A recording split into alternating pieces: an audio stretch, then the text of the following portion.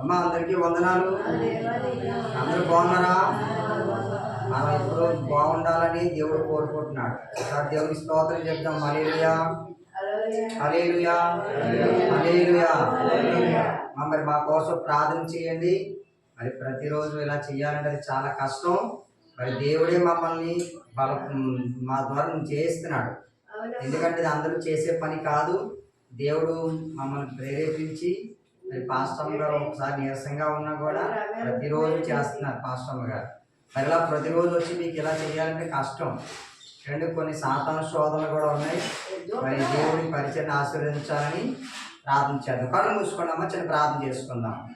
ప్రేమగల తండ్రి, కృపగల దేవ, ఈ పరిశుద్ధమైన ఘనమైన నామానికి వందనాలు తండ్రి. స్తోత్రాలు నాయన.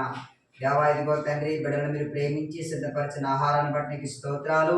ఇదిగో నాయన, ఈ రోజు నాయన మరి నాయన 13 మంది వచ్చారు తండ్రి. 13 మందిని మీరు జ్ఞాపకం చేసుకోండి. వారికి మంచి ఆరోగ్యాలు దయచేయండి ప్రభువా. ఇదిగో నాయన తండ్రి, ప్రభు యొక్క ఆసరా ఫౌండేషన్ మీరు ఆశీర్వదించండి, మీరు దీవించండి నాయన. ఇదిగో తండ్రి, యొక్క సమయంలో ఉమామహేశ్వరి మేడం గారిని బట్టి ప్రార్థిస్తున్నాను. ఉమామహేశ్వరి మేడం గారిని జ్ఞాపకం చేసుకోండి. ఇదిగో వారి కుమారుని వివాహం కొరకు ప్రార్థన చేస్తున్నాను ప్రభువా.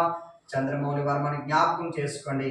ఇదిగో వారి కుమార్తెని అల్లుడి గారిని జ్ఞాపకం చేసుకోండి. వారి కుటుంబాన్ని దీవించండి నాయన. దేవా, ఇదిగో నా భార్య ఉదయాన్నే నాయన మరి 5 గంటలు లేచి ఎంతమందికి టిఫిన్ ఏర్పాటు చేస్తూ ఉండగా నా భార్యకి మంచి ఆరోగ్యం తెచ్చండి, బలములు శక్తిని తెచ్చండి దేవా. ఇదిగో తండ్రి ప్రభా, మీరు ఇచ్చిన కుటుంబాన్ని సంఘాన్ని దీవించండి. ఇదిగో ఆహారం తింటూ ఉండగా నీ బిడ్డలకు మంచి ఆరోగ్యాలు తెచ్చండి. ఈ పరిచర్యకు కొన్ని సాతాను శోధనలు ఉన్నాయి ప్రభా. యేసు నామములో శోధనలన్నీ బంధిస్తున్నాను. యేసు నామములో శోధనలన్నీ తొలగిపోవును గాక.